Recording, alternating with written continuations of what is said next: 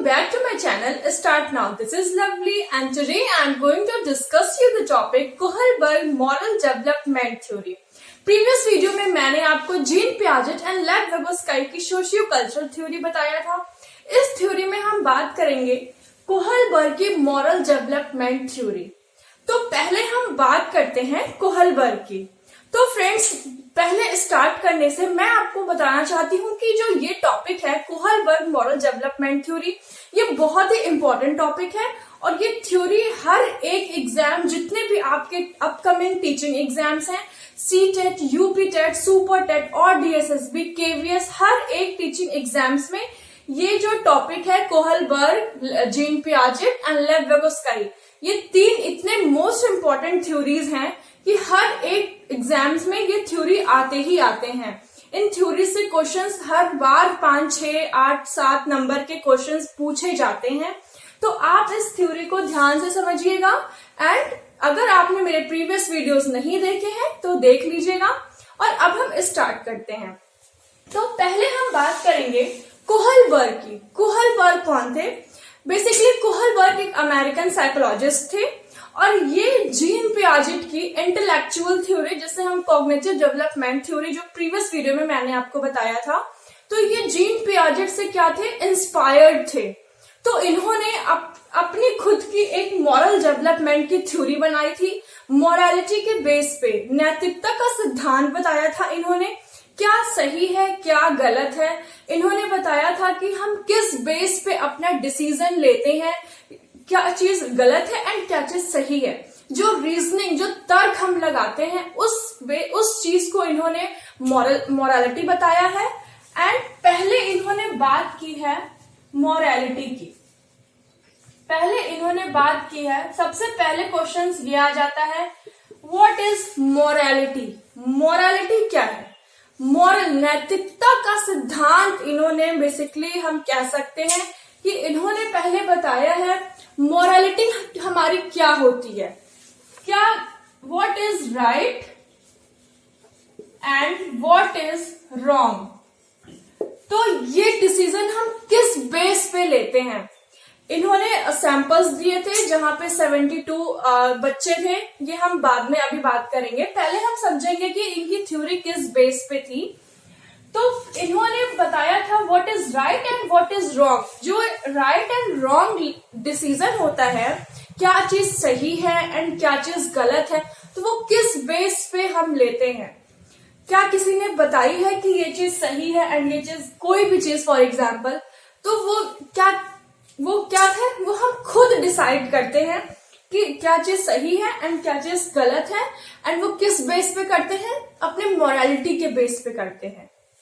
तो हमें कुछ भी डिसीजन लेने में हमारी जो मॉरल रीजनिंग होती है, हमारी जो रीजनिंग एबिलिटी होती है, उसे हम कहते हैं मॉरल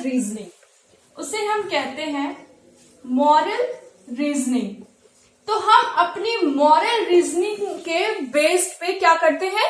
डिसीजन लेते हैं, अपनी खुद की डिसीजन, बेसिकली एक ऐसा डिसीजन जो हमारे लाइफ से एंड हमारी मोरालिटी से जो कनेक्ट करता है।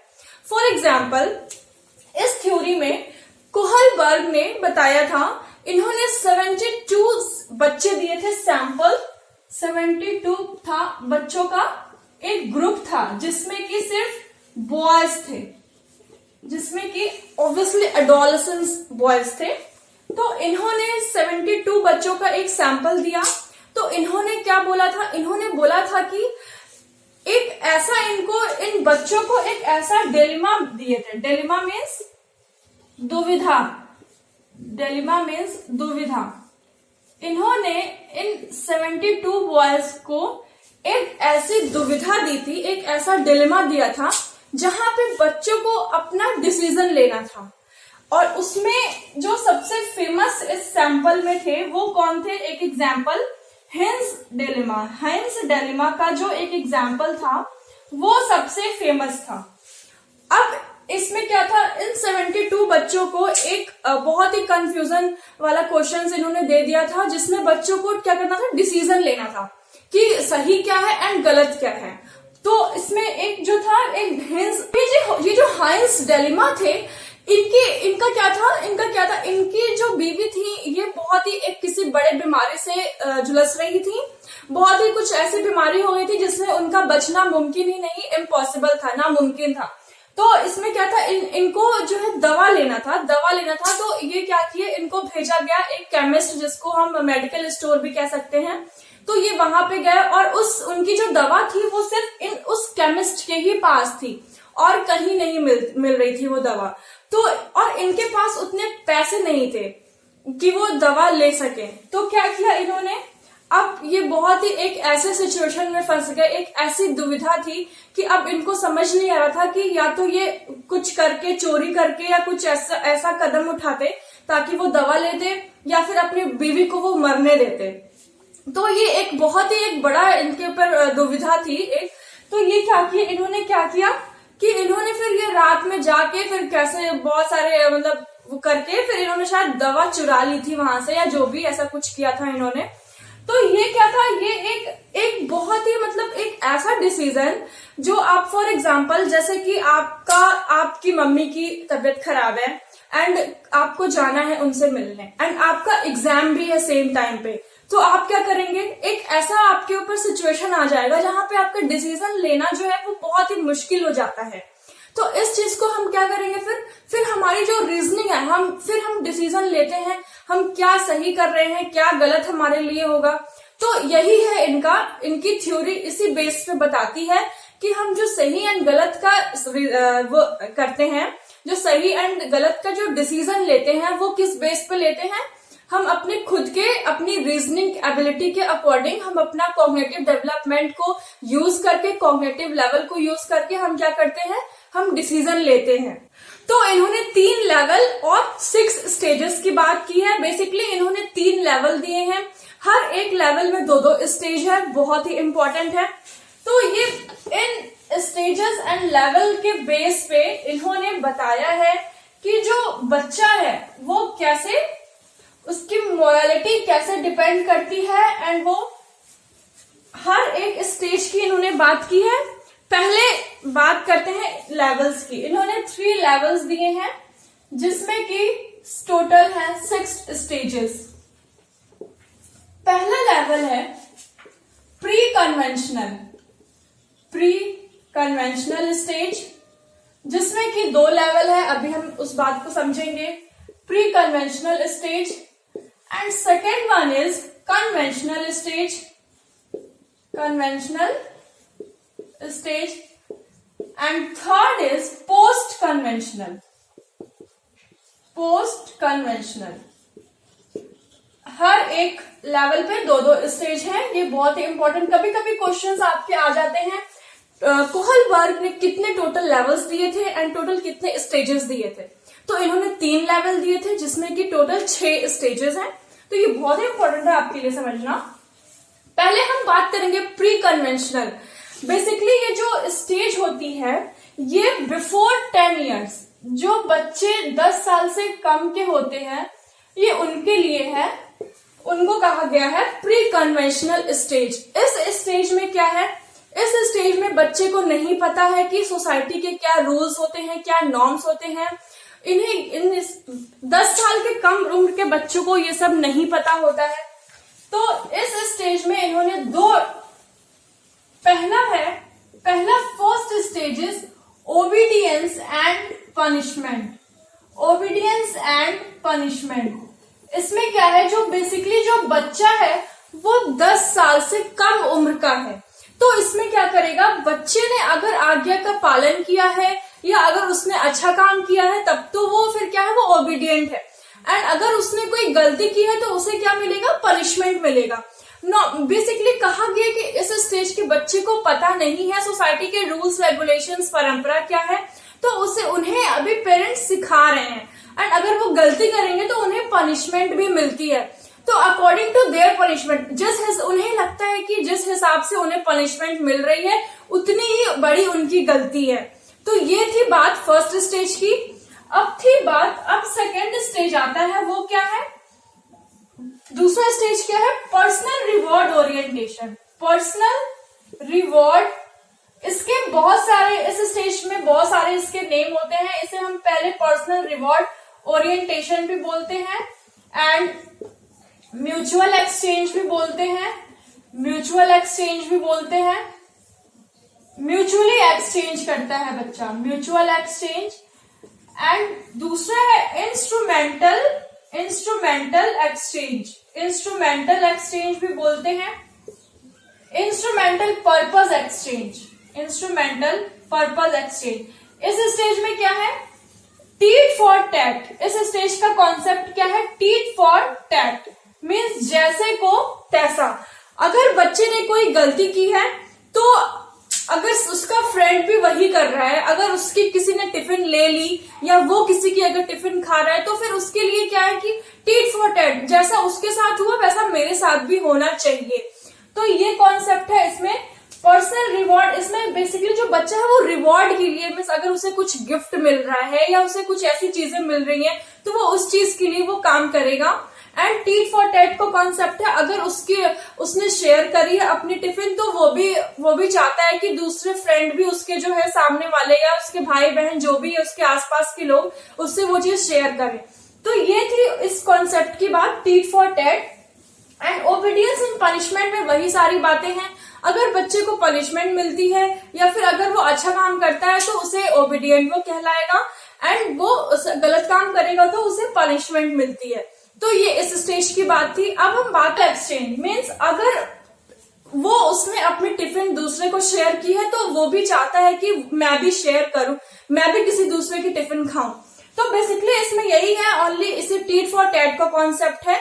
इसमें बच्चा जो है वो क्या करता है, अगर उसके साथ कोई चीजें होती है, कुछ ऐसी हैपनिंग होती है तो वो चाहता है कि सेम चीजें वो उसके फ्रेंड या उसके भाई या उसके आसपास जो लोग भी हैं उनके साथ भी हो।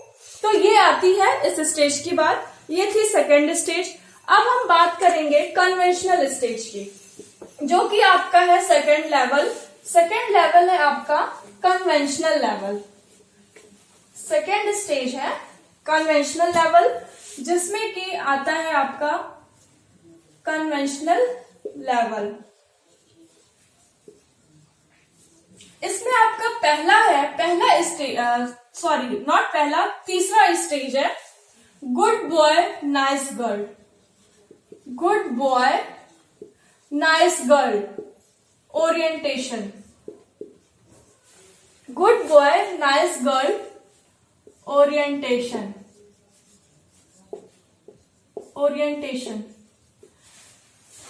इसमें होता है गुड बॉय नाइस गर्ल का कॉन्सेप्ट मींस अगर बच्चे ने अच्छा काम किया है तो उसे चीयर अप करने के लिए लोग कहते हैं, या फिर अगर कोई लड़का है या कोई लड़की है तो कहते हैं गुड बॉय और nice girl means you are very nice girl और you are very good boy.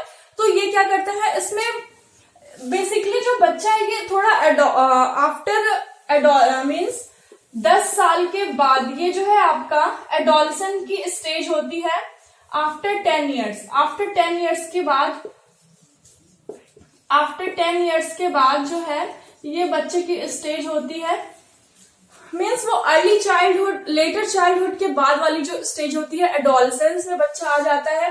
तो इसमें थोड़ा वो समझदारी आ जाती है, इसके अंदर थोड़ा वो मीन्स समझने लगता है चीजों को।